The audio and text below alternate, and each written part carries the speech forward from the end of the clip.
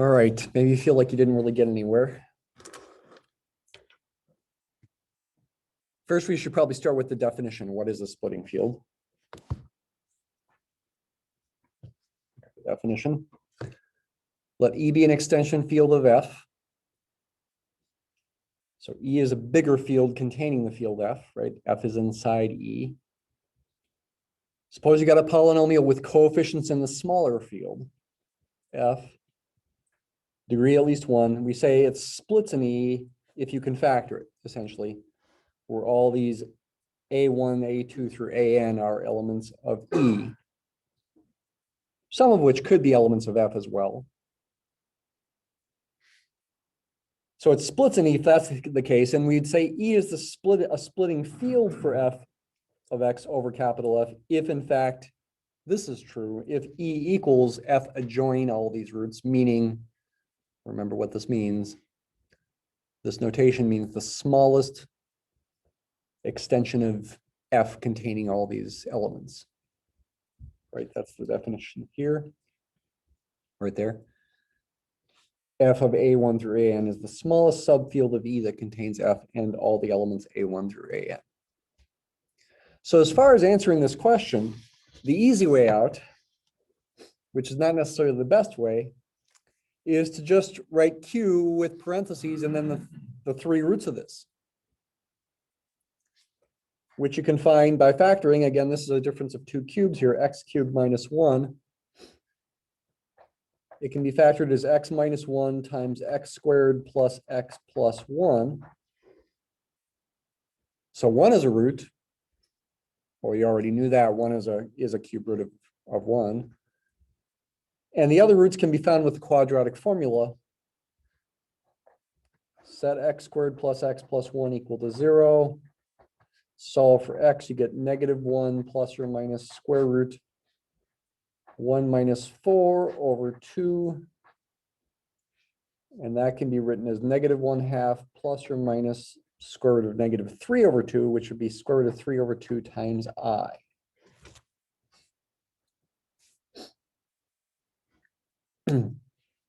So the simplest way to state the answer, which again is not necessarily the best way to state the answer, is to say that a splitting field is E equals Q adjoin these three roots.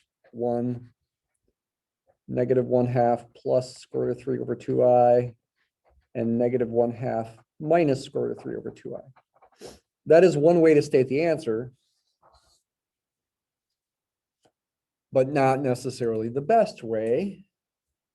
What would be more ideal is if we could represent this as, question mark here, Q of just one element A, Q adjoin one element A. And again, that does not mean Q union with just that one number. It means the smallest field extension of Q that contains all of Q and also A, which is going to contain plenty more numbers besides just A, 2A, 3A, 4A, A squared, A cubed, A to the fourth, etc. But if we can write this in this relatively simple form, if you can, A is called a primitive element, that would be nicer. And what you might hope is that one of these three numbers could work as A. We don't really probably need to put the 1 there for one thing, because 1 is already in Q. So maybe just one of these two, we might hope, question mark, that this is true.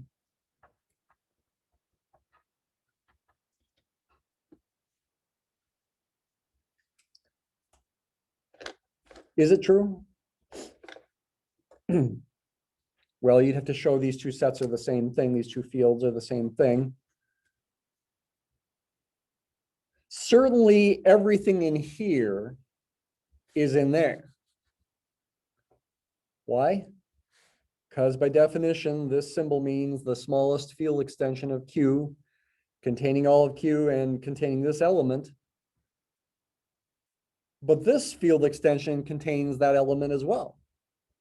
And this is the smallest one. So certainly, let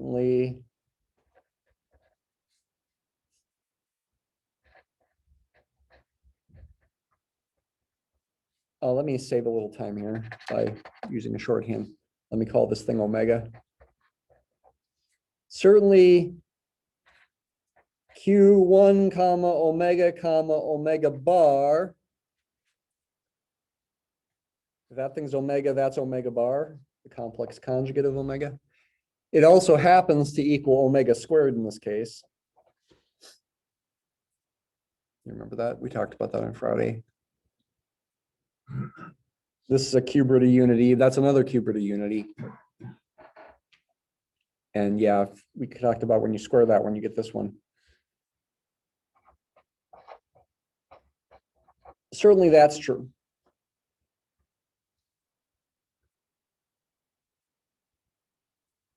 But actually, the fact that omega bar does equal omega squared is enough to say the other inclusion is true as well. Why? Well, this is a field containing Q and containing omega. It's a field that's therefore closed under addition and multiplication. If it contains omega, it contains omega squared. But this is the smallest field extension of Q containing both omega and omega squared. So it's got to be a subfield of that one. Done. That does it.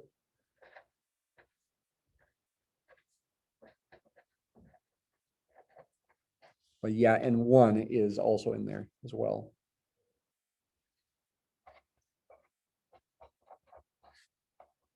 Since 1 is certainly in there,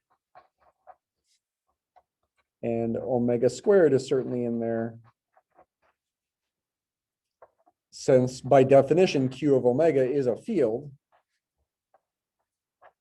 so it's closed under multiplication, for example.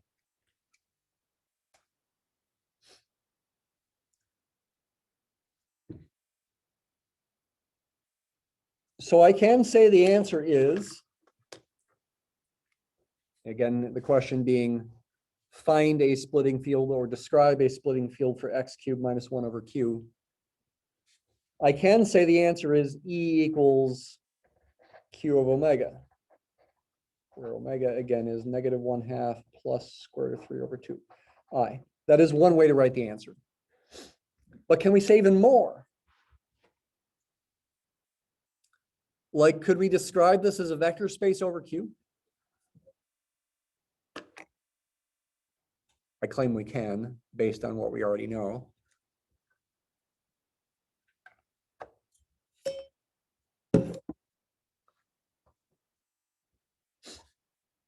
What theorem was that? From 20.3, this one?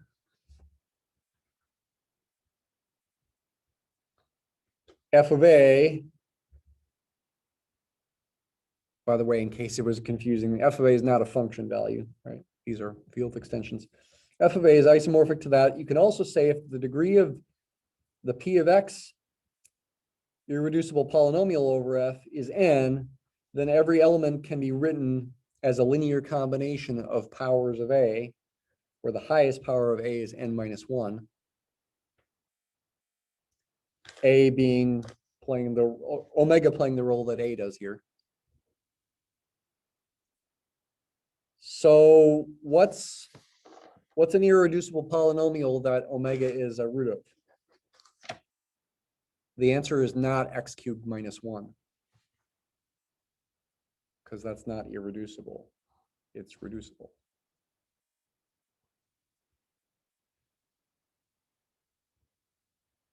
What polynomial with coefficients in Q is omega a root of? What irreducible polynomial, I should say. Irreducible over Q. The answer is on the page.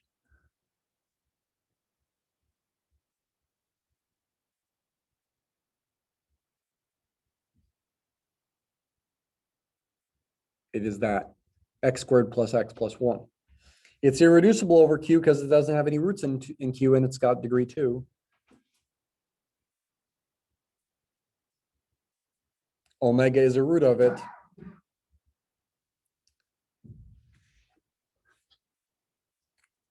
Therefore, you can write elements of this field as linear combinations of 1 and omega to the first power. The degree of this irreducible polynomial is 2. If I call this P of x, degree of P of x is 2, and P of x is irreducible over Q.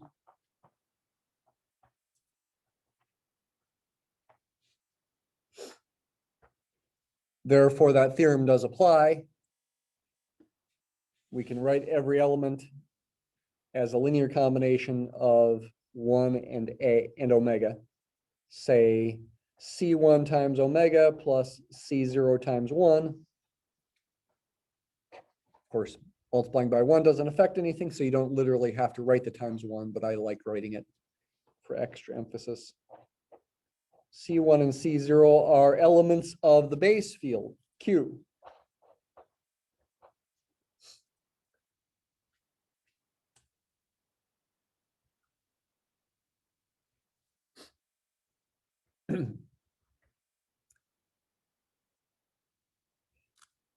i.e., the two element set 1 comma omega is a basis for E equals Q of omega over Q as a vector space over Q.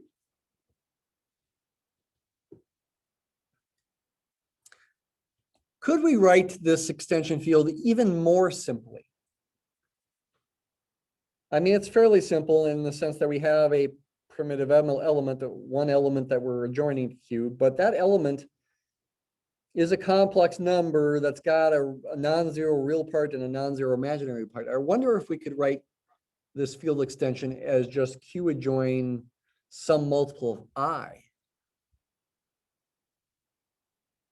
We might wonder that. New question.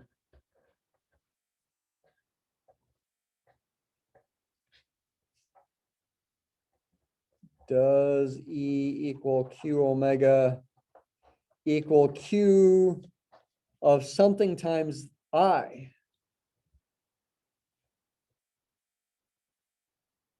B times I, say, for some number B.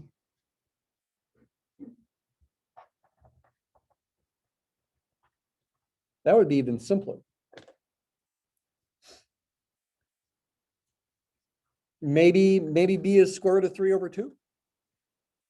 Maybe. Or maybe just square root of 3. Perhaps, question mark. Square root of 3 times I? Maybe that'd be good enough. That would be the simplest way to write this, if it's true. So now I'm wondering, do these two things equal each other?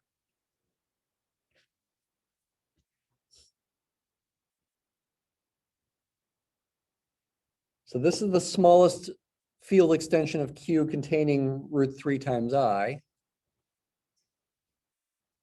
Being a field, it would also contain root 3 times I over 2, or root 3 over 2 times I, 1/2 times root 3I. And also being a field, I could add negative 1/2 to it because that would be in there as well. This thing is certainly a subfield of this thing.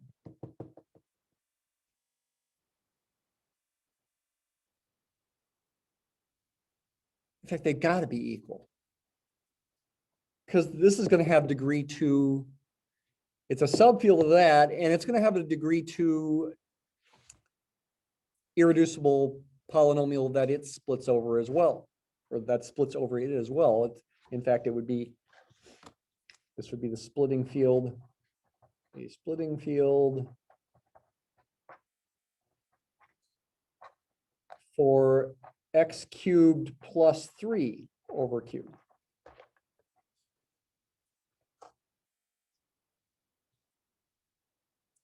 And that's irreducible with degree 2 as well. And this is a subfield of that for sure. So they actually have to be equal.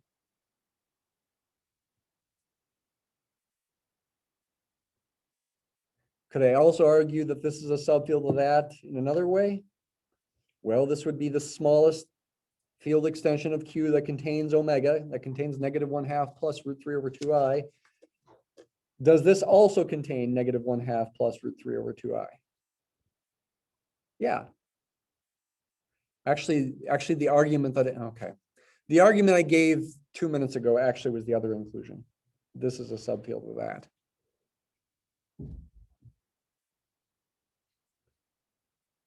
This is going to take, this contains √3 times I. It's going to contain 1/2 times √3 times I. It'll also contain -1/2 plus √3 times I. It'll contain omega.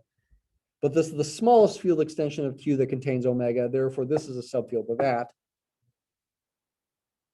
And they both have degree 2 over Q. They got to be the same. Can you argue that this is a subfield of this just by talking about elements? This contains √3i. Does this contain √3 times I? Yeah. In fact, if you do omega minus omega squared, -1/2 plus √3/2i minus -1/2 minus √3/2i. The 1/2s cancel, and the -3/√2i terms combine to give you √3i.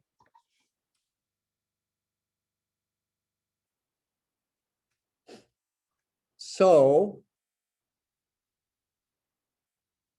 yes, this of course contains √3i, but so does this. Since this is the smallest field extension of Q containing √3i, it's got to be a subfield of this. So there's various ways you can argue these things.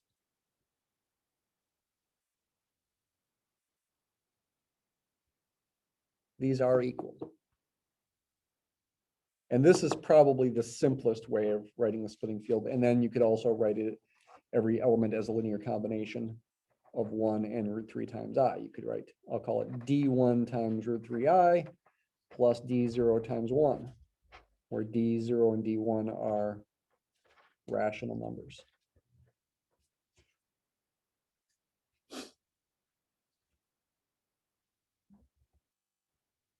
It's more traditional to do this stuff, these field extension problems and splitting fields with Q as the base field. However, I could have phrased the problem as having a base field of R to begin with, the real numbers. And basically everything I do here would be pretty much the same except switch the Q to an R. It would be a different base field and a different field extension. You'd be talking about R adjoin √3i instead of Q adjoin √3i, which is a bigger field than Q adjoin √3i. That's a subfield of that, but not equal. That means subset, but not equal. But all these arguments would be basically the same. I mean, we would be talking about a different example, but the structure of everything would be the same. The C's would be real numbers instead of rational numbers, and the D's as well would be real numbers instead of rational numbers if I had used R as my base field.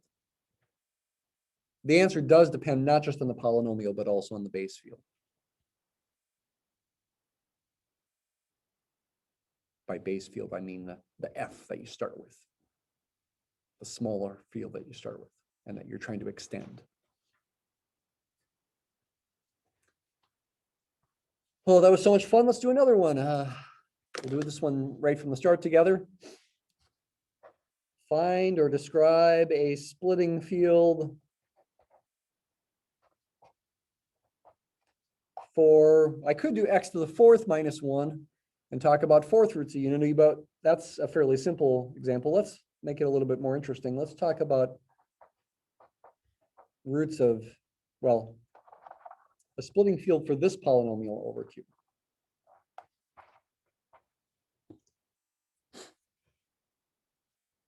Find or describe such a splitting field. So yeah, I'd want to try to find the roots of this.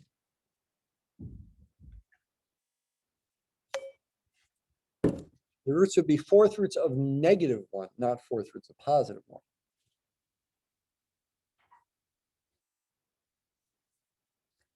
But what I told you about complex numbers last Friday still holds. Draw the complex plane here, real axis, imaginary axis. When you multiply complex numbers, you multiply their distances to the origin, their radial coordinates, and you add their angles that they make with the positive real axis, their angles, their polar coordinates, the thetas. If I'm talking about fourth roots of -1, -1 is on the unit circle, centered at the origin with a radius of 1.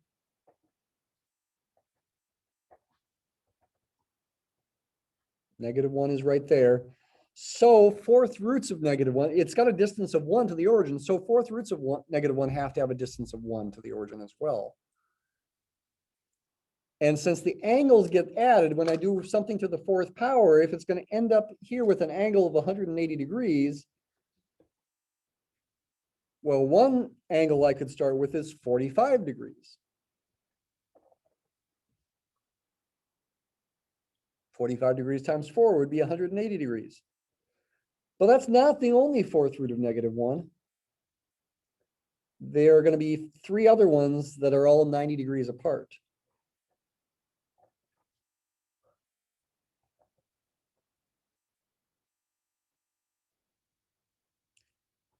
And using trigonometry, this one's going to be 1/√2 plus 1/√2i, which if you prefer, you can rationalize the denominators and write as √2 plus √2/2 plus √2/2i. Either way is okay.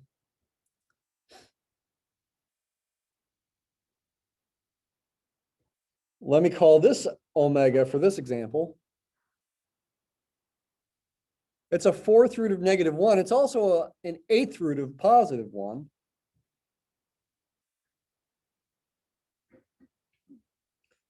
This down here would be its complex conjugate, 1/√2 minus 1/√2i. Could write it as omega bar for complex conjugate. It also happens to equal omega to the 7th power.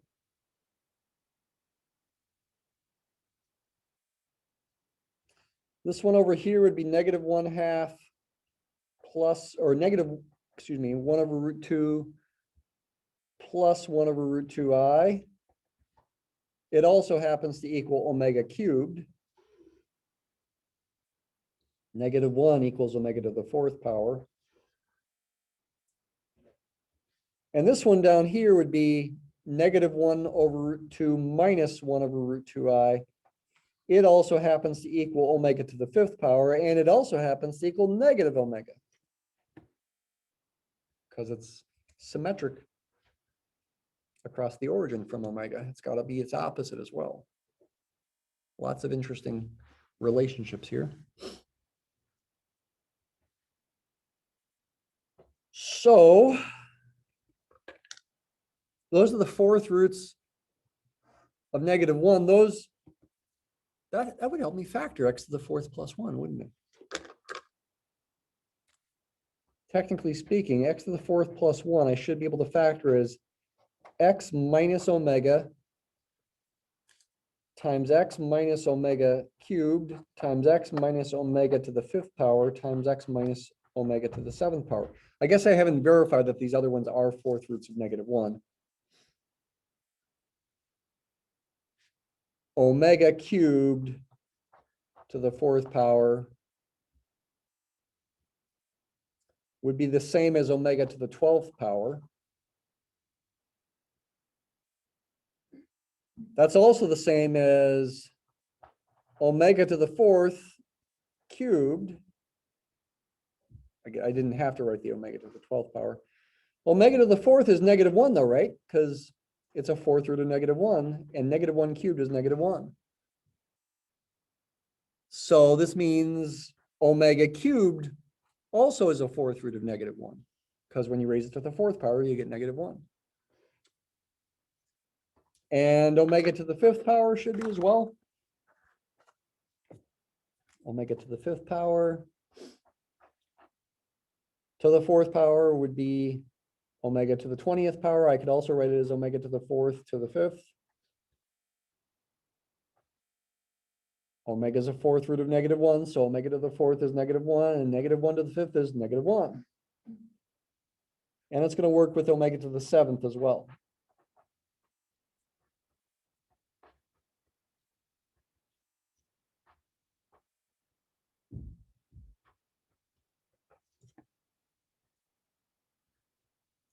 Omega squared is not a fourth root of -1.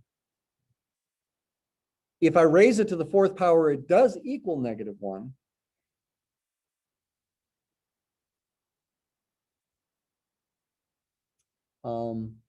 No, it doesn't. Let's see. Omega squared is I. Yeah, if I raised it to the fourth power, omega squared to the fourth power, I get I to the fourth power, which does, which equals +1. This is the same as omega to the fourth squared, which is -1 squared, but that is +1, not -1. So omega squared, which is I, is not a fourth root, not a fourth root of -1. There's only four fourth roots of -1, these four numbers. So wait a minute. So I got kind of off track there. I want to find a splitting field for this over Q though. So the simplest way to write the answer is E equals Q adjoin omega comma omega cubed comma omega to the fifth comma omega to the seventh. That would be one way to write the splitting field.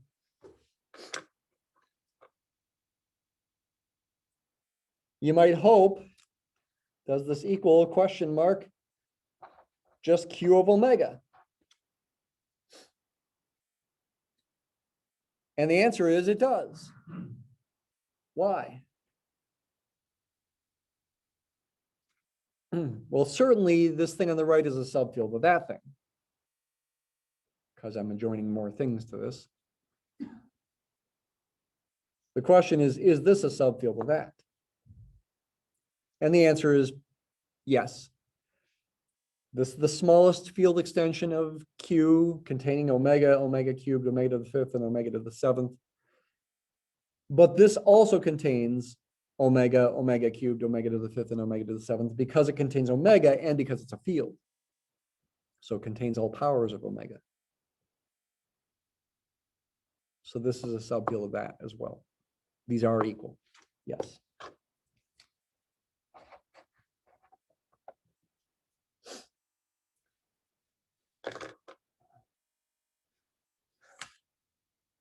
Okay, so this is a splitting field for x to the fourth plus 1 over q.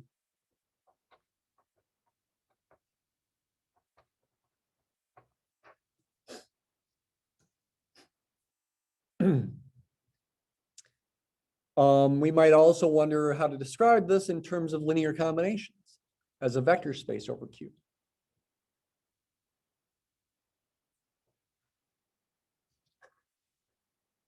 Question would be, is this irreducible over Q? If that's irreducible over Q,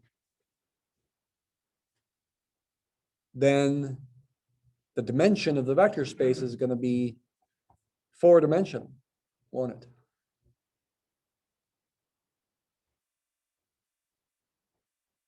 So the question is this irreducible over Q? That's not such an easy thing to answer, actually. There was a homework problem that addressed this. I think it was back in chapter 17 about the irreducibility tests.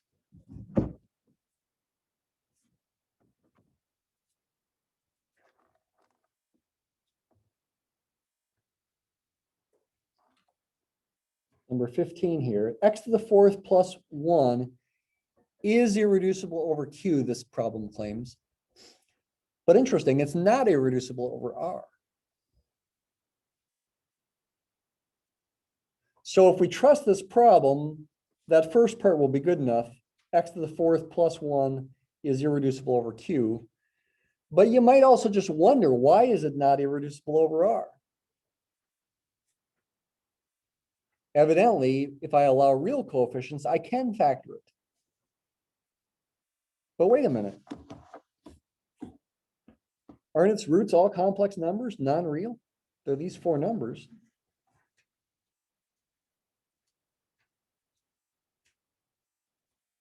We'll come to that. But according to that problem, then, by numbers, problem 15 in chapter 17, x to the fourth plus 1 is irreducible over q, the rationals. And it's got degree 4, with degree 4. Therefore, by that theorem that we were looking at 15 minutes ago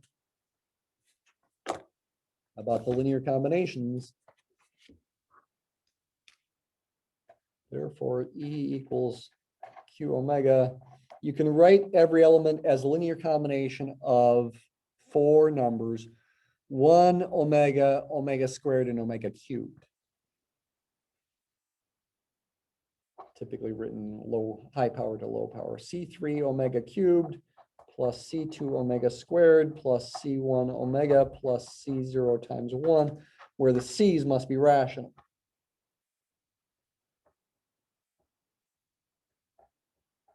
These are all rational numbers.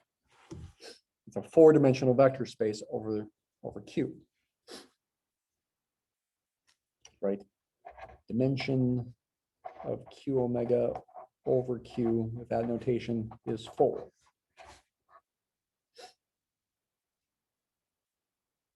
A basis is 1 omega, omega squared, and omega cubed.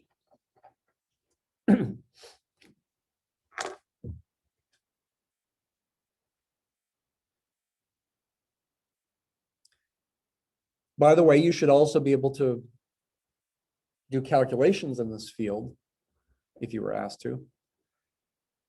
You should be able to, for example, multiply elements. You know, I could ask, what is omega cubed plus omega squared plus omega plus 1 squared, for example. I could ask you to find that and simplify that, though that's kind of a bit of a pain here.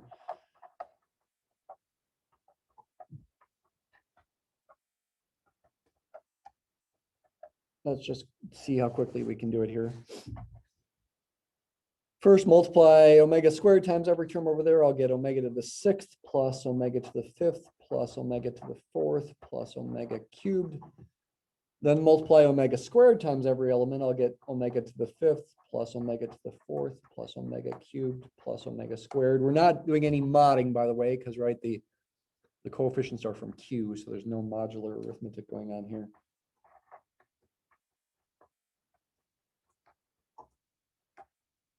And then finally this.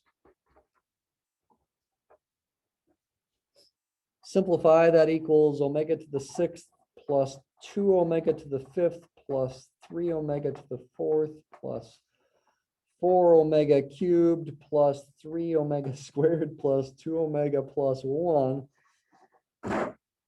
But wait a minute. Shouldn't I be able to simplify this?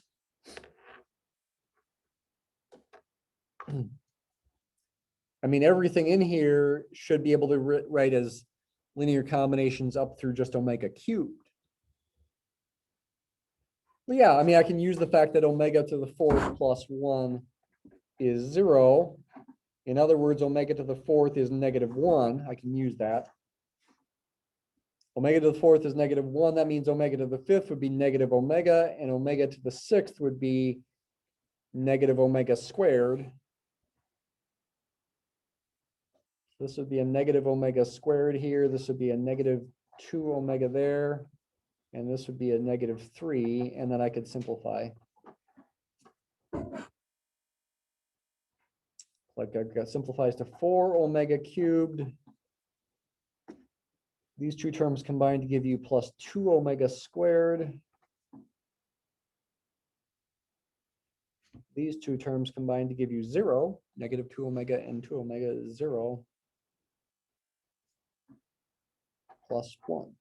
No, plus, excuse me, -2.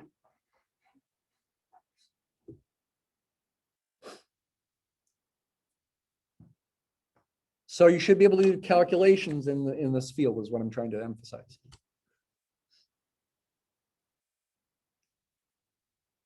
And you know what omega is. You could simplify. Omega is that thing right there. You could simplify it if you wanted to.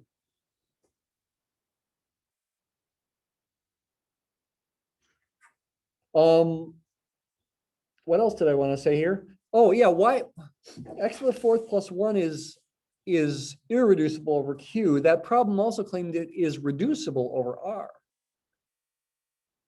But again, how could that be when its roots are all complex numbers that are not real? Fundamental fact to know. If you multiply a complex number and its complex conjugate, you get a real number. For example, omega times omega to the 7th is omega to the 8th, which is 1.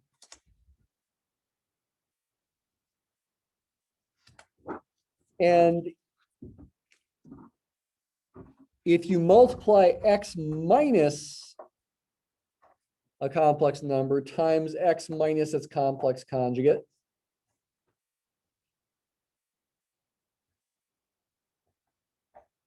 you're going to get real coefficients. In this case, again, its complex conjugate is omega to the 7th. FOIL this out, you're going to get x squared minus the x term is omega plus omega to the 7th times x, and the last times last is omega to the 8th, which is 1. We are still dealing with the same example here. I claim omega plus omega to the 7th is also real. Omega plus its complex conjugate. Omega is 1 over root 2 plus 1 over root 2i, and omega to the 7th is its complex conjugate, 1 over root 2 minus 1 over root 2i, and the imaginary parts go away, leaving you with 2 over root 2, which is the same as root 2. In other words, this equals x squared minus root 2x plus 1.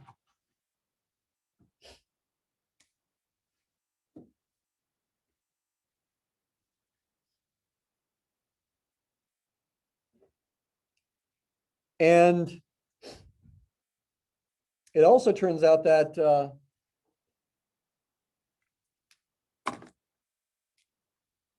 x minus omega cubed times its complex conjugate, which is omega to the 5th power, also ends up having real coefficients. So it'd be x squared minus, in parentheses, omega cubed plus omega to the 5th times x plus omega to the 8th. This is 1 again. And this thing is omega cubed is negative 1 over root 2 plus 1 over root 2i. And omega to the 5th is minus 1 over root 2 minus 1 over root 2i. Once again, the imaginary parts go away. You're left with negative 2 over root 2, which is negative root 2. You're subtracting that negative thing times x. So this becomes x squared plus root 2x plus 1. And if you want to double check all this, go ahead and multiply x squared minus root 2x plus 1 and x squared plus root 2x plus 1. If I multiply these and simplify, hopefully I get x to the 4th plus 1, that original polynomial. whose roots are the fourth roots of -1. Let's see if that happens. Multiply everything by x to the fourth first. Taking this x squared times everything here. That's what I meant to say. And then negative root 2x times everything over there. Multiply those two, you get minus root 2x cubed. Hey, those are cancel. And this times this will be minus 2x squared. And then this times this will be a minus root 2x. And then 1 times everything will be plus x squared plus root 2x plus 1. Yeah, look at this. Everything cancels except the highest and lowest power terms. Those two cancel, and these three cancel to give you x to the fourth plus 1.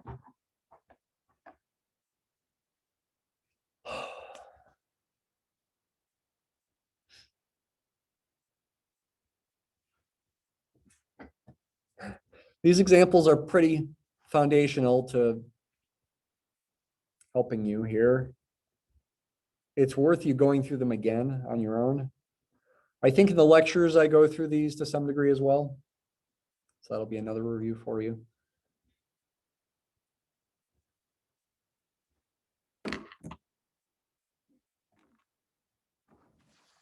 So what do? We found a splitting field for x to the fourth plus 1 over q. We wrote it like this. We said it has degree 4. So we can write elements like this. We can do calculations in here. What I just did was just emphasizing that this is, I can't do the, whereas the previous example, if I changed Q to R, everything was kind of pretty much the same, even though it was a different example. Here, if I change Q to R, it changes. Everything doesn't stay the same. If I change Q to R, this is no longer irreducible. So what does that mean? What would be find a splitting field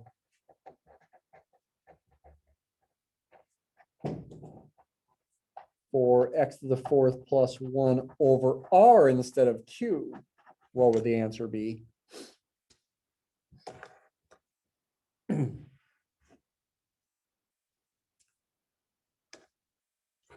You could write the answer in a similar way. You could say E equals R omega, R adjoint omega, where omega is the same thing as before, -1 over root 2, or no, plus 1 over root 2 plus 1 over root 2i. You could still say this. However, it would no longer be, well, it's not the same answer as before, and it also couldn't be written in the same way as before. This is a two-dimensional vector space over R, not a four-dimensional one, because the minimal polynomial of omega here over R is not x to the fourth plus 1. That was the minimal polynomial of omega over Q, lowest degree monic polynomial that omega satisfies is a 0 of over Q, but not over R. Over R, the minimal polynomial for omega is this thing. Coefficients in R, including this negative root 2, is a real number. Degree 2. So as a vector space over R, this would be just have a basis with 2 elements. You could write it as C omega plus, or C1 omega plus C0 times 1, where now these C's are real numbers instead of rational numbers. And that's going to be a two-dimensional vector space over R.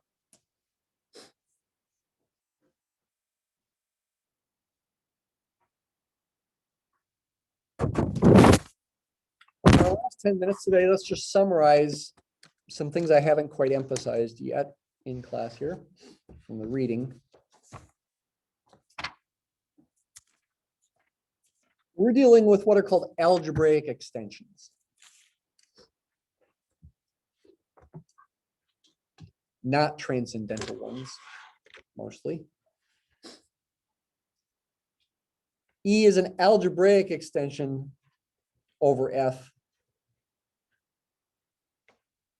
Or we call A an algebraic element over F if A is the zero of some non-zero polynomial in Fx.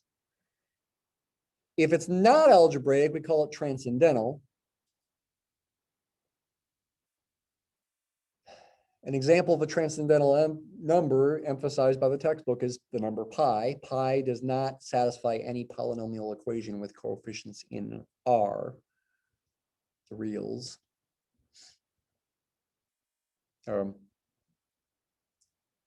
Coefficients in Q, I meant to say. The rationals. That takes proof, and it's pretty hard proof, actually. Pi is transcendental over Q. Square root of 2, cube root of 2, 4th root of 5, etc. Roots are examples of algebraic numbers. An algebraic extension, E is an algebraic extension of F if every element of E is an algebraic element over F. It's a root of some polynomial with coefficients in F.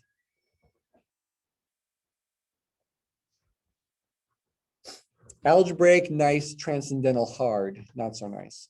Okay, is sort of the big theme.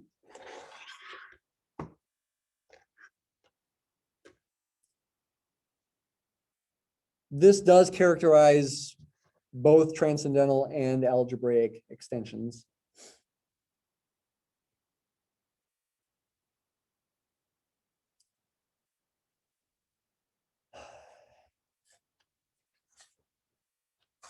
And ultimately, what we're most interested in this chapter 21 here is this theorem here. It's a field theory version of Lagrange's theorem. These symbols kind of are reminiscent of index of a subgroup in a bigger group, right? The number of cosets. It is reminiscent of that notation, but it doesn't mean the same thing.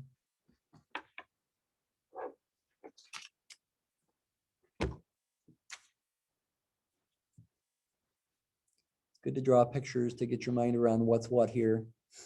K is a finite extension field of E, and E is a finite extension field of F. I haven't said what finite extension means. Doesn't mean it's got finitely many more elements. Doesn't mean that. So F is kind of like the base field here. E is an extension of F, and K is an extension of E. So you got three fields that are related here. You could draw a Venn diagram like this. It's actually more common to draw these kind of diagrams.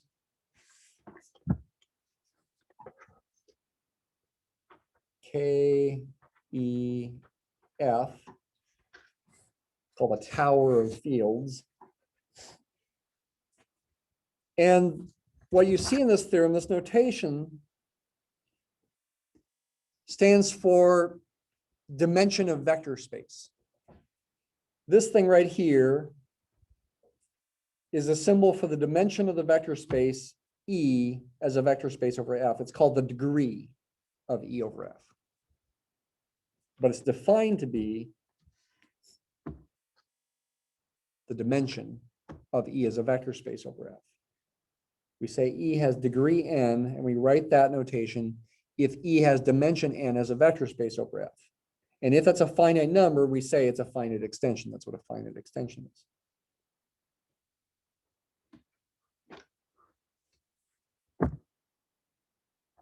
So this degree is denoted by that notation. This degree is denoted by this notation. In other words, this number right there represents the dimension of K as a vector space over E. And this number, whatever it is, represents the dimension of E as a vector space over F. And the conclusion of the theorem is that to find the dimension of K as a vector space over F, you just multiply these two things. That's what the theorem says. The dimension of K as a vector space over F is the product of these dimensions, these degrees, K over E times the degree of E over F. So it is kind of analogous to Lagrange's theorem, because Lagrange's theorem says the index of H in G is when G is a finite group, is the order of G divided by the order of H. You could write this as a division equality as well. You could solve for one of these two things by dividing by the other one.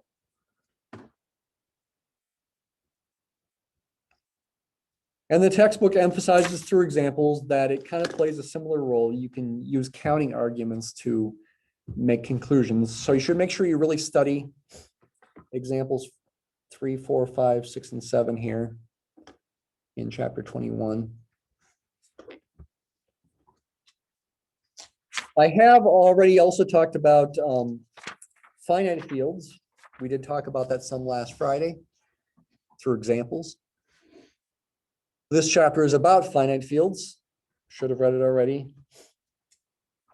Classification of finite fields up to isomorphism for each prime and each positive integer n. There's a unique field of order p to the n, where p must be prime here, but n can be any positive integer. Up to isomorphism, there's a unique field.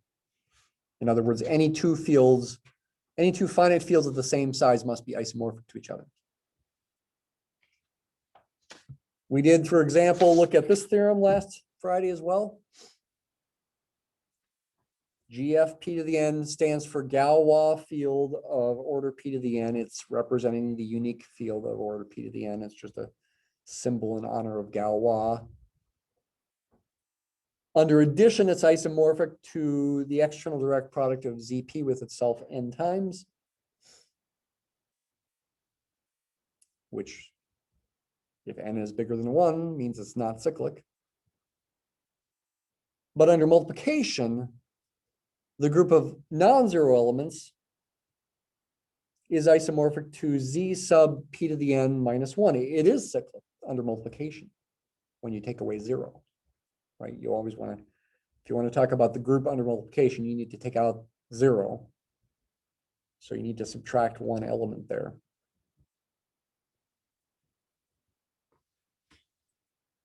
This corollary says the degree of this thing as a vector space over this thing is n, the dimension of that as a vector space over that. And you should make sure you study the examples that you end up doing similar calculations that we've done a lot with our examples to help you understand this theory about finite fields. And this example is pretty key here as well. It's related to this theorem here. For each divisor m of n, m has to be a divisor of n. This has a unique subfield of order p to the m when m divides n. The exponent of this p has to divide the exponent of this p. And those are, in fact, the only subfields of this. Okay, so on Wednesday and Friday,